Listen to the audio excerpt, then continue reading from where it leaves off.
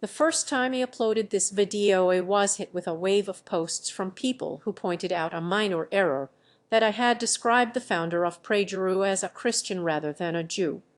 That makes absolutely no difference to PragerU's misrepresentation of science by its two presenters, but even after I issued an immediate correction, the posts still kept coming.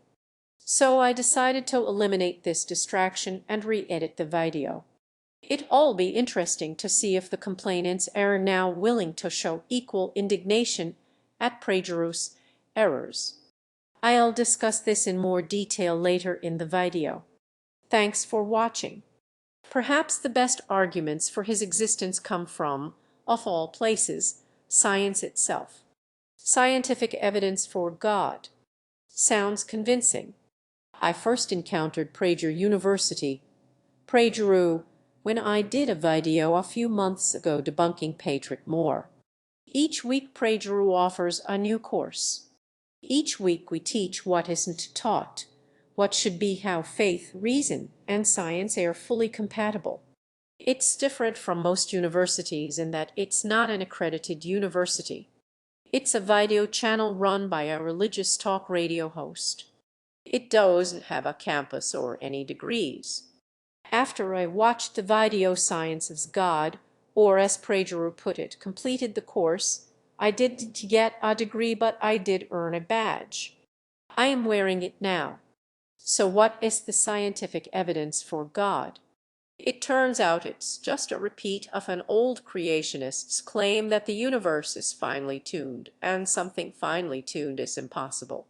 So something else that's finely tuned must have caused it. Which of course doesn't make any sense, but we'll come onto that in a minute. And the other scientific evidence is that the number of planets in our galaxy harboring life is probably only a few thousand. So what's the story, Eric? Here's the story. The same year Time featured its now famous headline, the astronomer Carl Sagan announced that there were two necessary criteria for a planet to support life: the right kind of star and a planet the right distance from that star. Given the roughly octillion planets in the universe, that's soon followed by 24 zeros, there should have been about septillion planets, that's soon followed by 21 zeros, capable of supporting life. With such spectacular odds, scientists were optimistic that the search for extraterrestrial intelligence known by its initials S.E.T.I, an ambitious project launched in the 1960s, was sure to turn up something soon. With a vast radio telescopic network, scientists listened for signals that resembled coded intelligence. As the years passed, the silence from the universe was deafening. From the universe, thus. Couple of things here. Firstly, S.E.T.I wasn't listening in on the whole universe.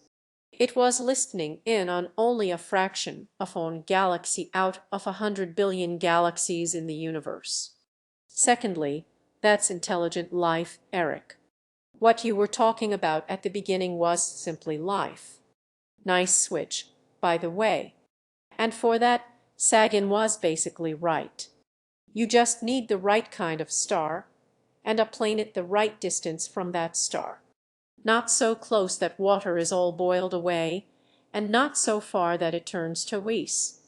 As of 2014, researchers have discovered precisely Bubgas, Nada, Zilch, which is to say 0, followed by an infinite number of zeros. All right, Eric, don't over egg the pudding. Look, even if we detect Nada, Zilch, not, because every galaxy has just one planet harboring intelligent life. In other words, we're completely alone in our galaxy. That still means there would be over 100 billion planets harboring intelligent life in the universe as a whole because, as I said, there are over 100 billion galaxies. Eric doesn't tell us who's made these 50 criteria for life, so it's impossible to check it. But NASA, which does know a thing or two about finding life on other planets, has just 3 criteria. One planet must be warm and it must have water, which we now know is pretty universal. They've only added one thing to Sagan's criteria: it must have oxygen. Even PragerU admits that with these 50 unnamed criteria and an unsourced claim of a falling number of habitable planets, the numbers are still running in the thousands.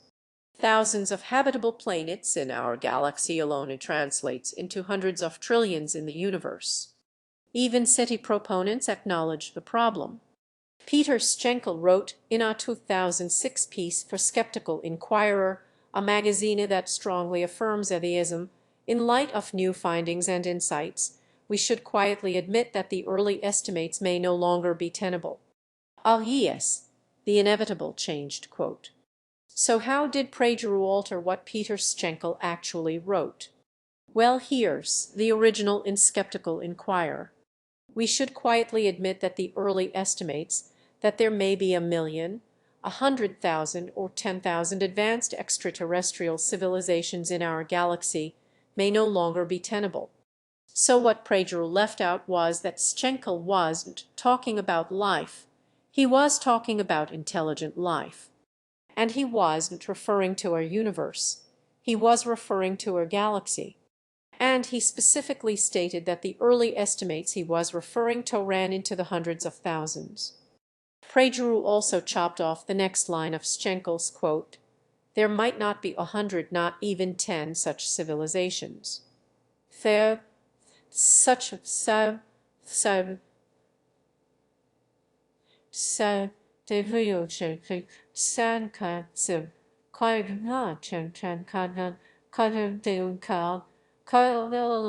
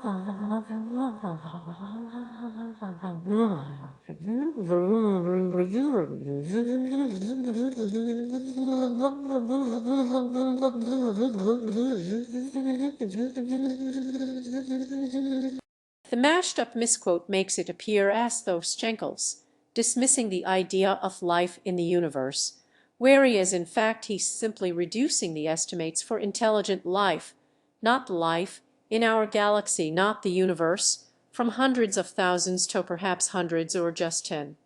But even that would translate to trillions of civilizations in the universe as a whole, and if that's the number of planets possibly harboring intelligent life, that could mean 1,000 times more harboring life at least the size of an amoeba. That's a huge number, and very far from the claim of impossible odds that PragerU is trying to conclude. So PragerU has completely misrepresented what Schenkel said by changing his quote and giving no indication that it changed his quote. Hang on, didn't PragerU do a course about that? That you live by the following 9 commandments. And the 9th commandment says, thou shalt not deceive people by changing a quote to fit your conclusion. The odds against life in the universe are astonishing.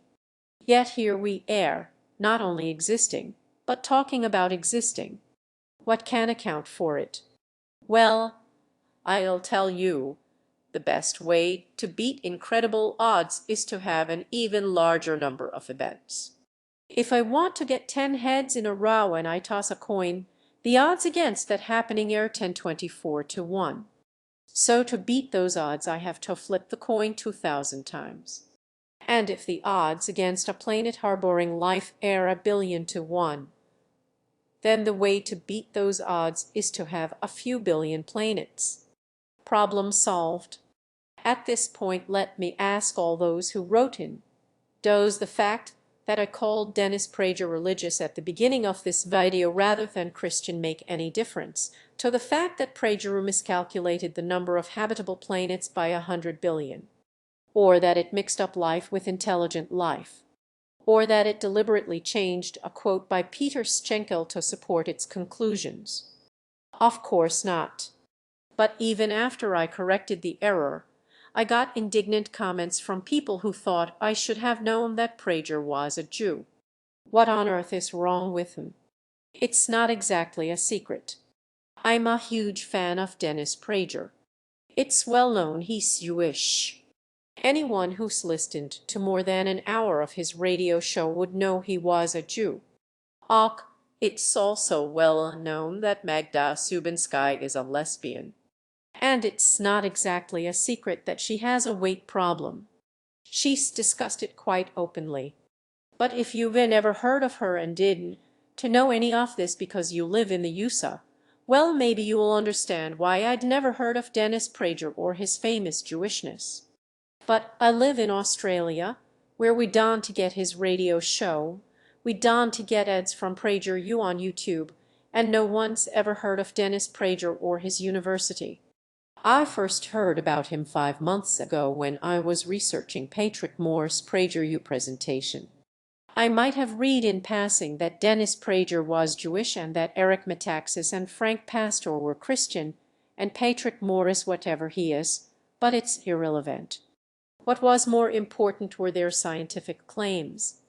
And that took a huge amount of research, checking and double-checking, tracking down their sources, discovering their miscalculations and their misquotes, and finding out how they had misrepresented all the scientific research. Now, I do my best to fact-check even things that aren't relevant, but every now and then a small error will slip by. And as soon as it's pointed out, I always correct it. So here's my challenge to PragerU fans. Let's now see your equally indignant posts about the numerous errors PragerU has made which, unlike mine, were not corrected and in one case appear to be deliberate deception. I look forward to reading them. But wait, there's more. Oh, what now? The fine-tuning necessary for life to exist on a planet is nothing compared with the fine-tuning required for the universe to exist at all. For example, astrophysicists now know that the values of the 4 fundamental forces, gravity, the electromagnetic force, and the strong and weak nuclear forces, were determined less than 1/1,000,000th of a second after the Big Bang. Alter any one of these 4 values ever so slightly, and the universe as we know it could not exist. And yet we know it did happen, because it does exist. So how did the universe overcome the incredible odds against its existence? Well, perhaps the same way that life did. As we've seen, the way to beat huge odds is to have an even bigger number of events. In other words, have many Big Bangs and many different universes with different values for the fundamental forces. Some universes will have stars and planets, others won't. That may sound ridiculous, but perhaps not as ridiculous as other ideas about how our universe started, and at least the multiverse hypothesis has some evidence to support it. It all starts with our very odd experiment. The double-slit experiment sends light, that's a beam of photons, through 2 slits. It also works with a beam of electrons. The light forms an interference pattern on a screen on the other side, and the nature of that pattern suggests that light is a wave. But the pattern also forms in such a way that it shows light comprises particles, photons. The only conclusion is that light is both a wave and a particle. But here's the really weird part. The experiment works even if you send just one photon or one electron through the slits. The particle interference pattern suggests that the particle goes through both slits at the same time. The same thing happens with electrons. The only conclusion is that these particles can be in two places at the same time, and physicists have subsequently discovered that this extends to other particles in the quantum world and even properties like direction of spin. Wait, it gets weirder still. As soon as you set up a detector to track the particle, the interference pattern disappears and the particle only goes through one slit. It seems as though the act of observing the dual nature of a particle makes the effect disappear. By the way, to all the physicists out there, yes, it's much more complicated than that and has to do with quantum superposition and wave function collapse and particles being packets of energy. I'm just not going to get into all of that. Neither am I going to go into why Schrödinger devised the next experiment you're going to see, because none of this is relevant to the video. I'll list further reading material in the video description if anyone is interested in learning the details. Ok, so what happens when we scale that up to the world we inhabit? Well, ordinarily it doesn't work. We can only observe one of the possible states. So maybe the other is observed in a parallel universe. In 1935, Erwin Schrödinger set up a thought experiment that illustrates this. Imagine you have a cat inside a sealed box, so you can't observe it. Next to it is a radioactive atom that can emit a particle through radioactive decay. Through der der pegre der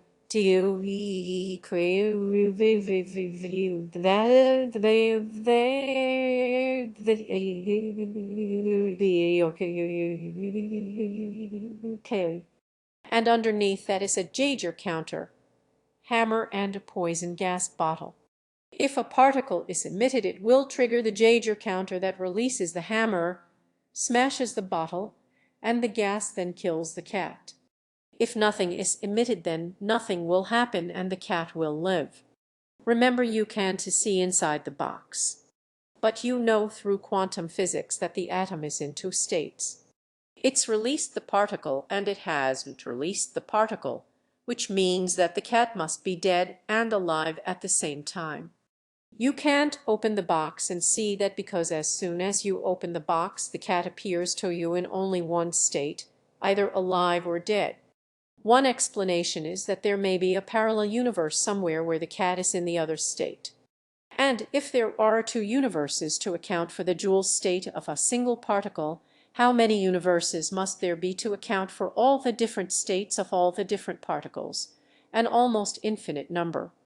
Another more recent theory is that the quantum effect breaks down as objects get larger and the force of gravity becomes more significant. But the effect on a quantum scale is no less real. So if all this blows your mind, yes, it should. Because the world of science, where space is curved, where time slows down when objects move faster, and where particles can be in two places at the same time, in other words, the world we actually live in, is far more fascinating than any mythological world of gods and goblins that we can invent.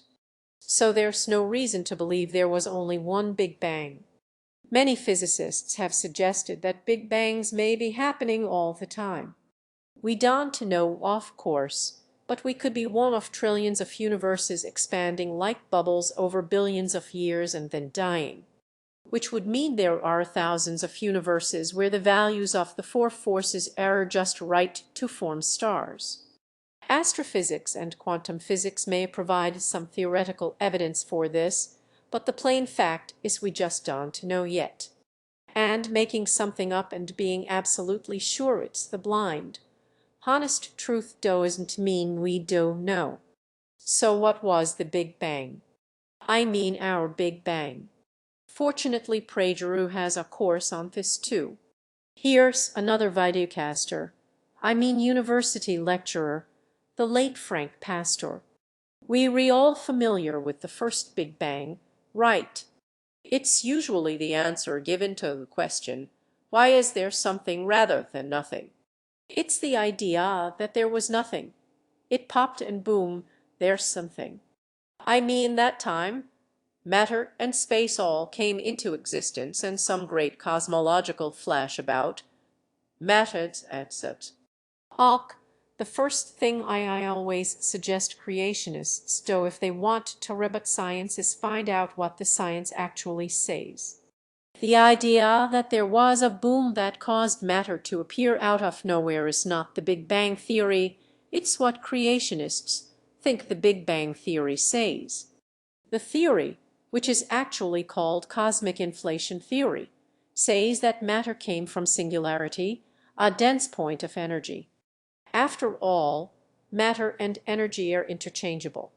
Where did singularity come from?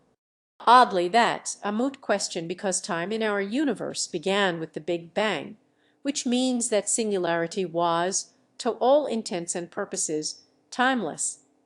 It was eternal. Some creationists argue that that's impossible, and yet their entire religion is based on the idea of something eternal. Time in our universe began when singularity expanded and energy condensed into matter. What caused that? The short answer is, again, we don't know and creationists don't know either. They can give it a name, but whatever you want to call it spin axe, Fred Leg, God or Doodlebug. We still need to know what that thing is and how it worked. Did it interact with another universe? How did expansion overcome gravitational forces? Is singularity a white hole? In other words, a black hole in reverse. And if so, how does a black hole reverse itself and instead of contracting space-time, expand it? These questions want to be answered by people in pulpits making things up. They'll be discovered in particle accelerators and radio telescope observatories. Because believe it or not, the hard part of physics isn't making up names for things. The best way to illustrate this is through Star Trek's transporter, which measures each particle in the transportee's body and recreates it somewhere else in exactly the same configuration. It was a plot device used to avoid long and messy transfers between scenes, but it presented Star Trek's creator with a scientific problem. According to the Heisenberg uncertainty principle, which is part of the Copenhagen interpretation, you can't measure both the position of a particle and its momentum. The more accurately you measure one, the less accurately you can measure the other. So Roddenberry decided that the transporter would include a device that can overcome the Heisenberg uncertainty principle, called a Heisenberg compensator. Someone once asked Star Trek's technical advisor how it worked. He answered, very well, thank you. That's the beauty of being able to just make things up and give them names rather than having to explain how they work. A bit like this thing they recalling God. All creationists have done is give the cause of cosmic inflation a name. How did it work? Well, very successfully. Thank you. So yes, you can make up any story you like that the Big Bang was caused by Agent Rabbit or a bearded man or an invisible witch, and give it any name you like. But one thing we don't know it was not as any of the gods we've invented on Earth, because these mythical figures allegedly performed deeds that we know never happened. Take the Japanese gods Izanagi and Izanami for example. They were supposed to have created the Japanese islands, but we now know that the Japanese islands were formed by the collision of crustal plates. The Chinese goddess Nuea supposedly made humans out of clay, but we now know that humans evolved. And the Jewish god, who supposedly looks like us, is believed to have floated the earth a few thousand years ago and killed all the people and animals that inhabited it. But we now know that no such flood ever occurred. If you don't get why this dismisses the notion of these gods It's like me telling you that Agent Dragon has burnt down the White House with its fiery breath and killed everyone inside. If you go to Washington the same day I tell you this and discover that the White House is still there and everyone inside is still alive, you might suspect that this dragon is a figment of me imagination. Now, how many times have I said in this video, we don't know. We don't know what caused the Big Bang. We don't know why a particle can be in two places at the same time. We don't know a lot of things. But conversely, there are also things we don't know. We know that humans evolved and were not made out of clay by a Chinese goddess. And we know that an invisible god didn't flood the earth a few thousand years ago because we know there was no such flood. So that's how we know that whatever force of physics caused the Big Bang, it. Thank you.